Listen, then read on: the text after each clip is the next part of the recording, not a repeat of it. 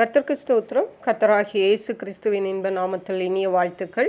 இன்றைய தியானத்திற்காக ஜெபித்த பொழுது தேவன் தந்த வசனம் யாத்ராகம புஸ்தகம் 34 அதிகாரம் 10 வசனம்.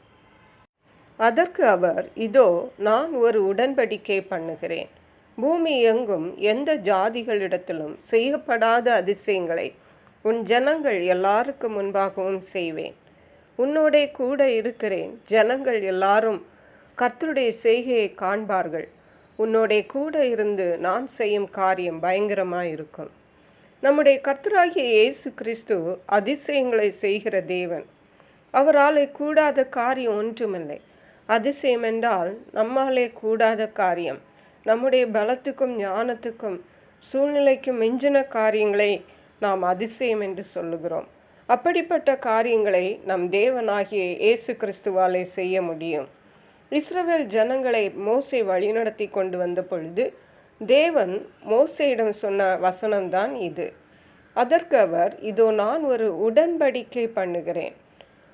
பூமி எங்கும் எந்த ஜாதிகளிடத்திலும் செய்யப்படாத அதிசயங்கள், எந்த ஜாதிகளிடத்திலும் செய்யப்படாத அதிசயங்களை தேவன் தன்னுடைய ஜனங்களுக்கு பண்ணுகிறார். அதிசயங்களை உன் ஜனங்கள் எல்லாருக்கும் முன்பாகவும் செய்வேன். ஹல்லேலூயா. உன்னோட கூட இருக்கிற ஜனங்கள் எல்லாரும் கர்த்தருடைய செய்கையை காண்பார்கள். நம்முடைய கர்த்தராகிய இயேசு கிறிஸ்து நாம் ஒவ்வொருடைய வாழ்விலும் அதிசயங்களையும் அற்புதங்களையும் செய்தார், செய்து கொண்டிருக்கிறார், இன்னமும் செய்வார்.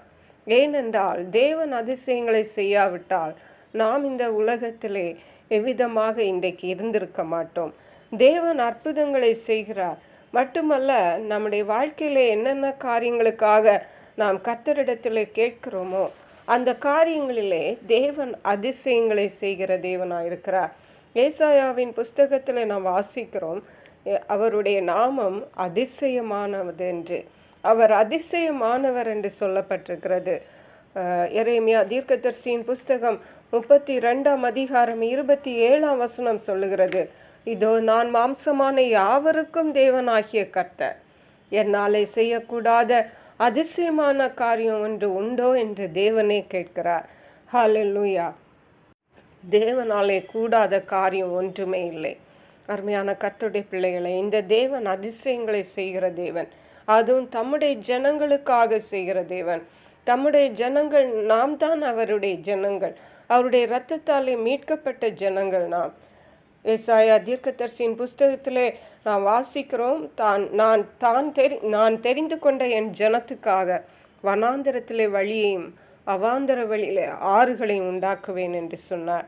வேறு யாருக்கும் அல்ல, தேவனால் தெரிந்து கொள்ளப்பட்ட ஜனம். அருமையான கர்த்தருடைய பிள்ளைகளே, நீங்களும் நானும் கர்த்தருடைய தேவனாலே தெரிந்து கொள்ளப்பட்ட ஜனங்களாக இருக்கிறோம். நம்முடைய வாழ்விலே தேவன் பெரிய அதிசயங்களை செய்கிற தேவனாக இருக்கிறார். இயேசு கிறிஸ்து இந்த உலகத்தில் மனித ரூபமாக இருந்த நாட்களில் காற்றையும் கடலையும் அதட்டினார். அவருக்கு காற்றும் கடலும் கீழ்ப்படிந்தது, இயற்கை கீழ்ப்படிந்தது. ஏனென்றால் அவர்தான் சிருஷ்டிகர்த்தர். இந்த தேவனாகிய கர்த்தர் நம்முடைய வாழ்விலே நமக்கு தேவனாக இருக்கும் பொழுது, நமக்கு துணையாக இருக்கும் பொழுது நாம் ஏன் கவலைப்பட வேண்டும்? அவர் நம்மோடு தான் இருக்கிறார். அவரை தேடுவோம். அனுதினமும் அவரிடம் நம்முடைய எல்லா காரியங்களையும் சொல்லுவோம். அவரே எல்லாவற்றையும் பொறுப்படுத்தி நடத்துவார். அவர் அதிசயங்களை உங்களுடைய வாழ்விலே செய்து உங்களை ஆசீர்வதிப்பார், உங்களை உயர்த்துவார், உங்களை விடுவிப்பார். கர்த்தர் தாம் இந்த வார்த்தைகளை ஆசீர்வதிப்பாராக. ஜெபிப்போம்.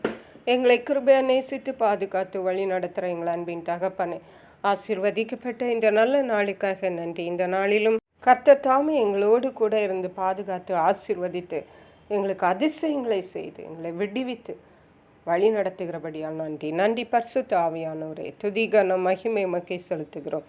மீட்பர் இரட்சகருமாகிய இயேசு கிறிஸ்துவின் இன்ப நாமத்தில் ஜெபிக்கிறோம் எங்கள் அன்புள்ள பரமபிதாவே. ஆமென். God bless you.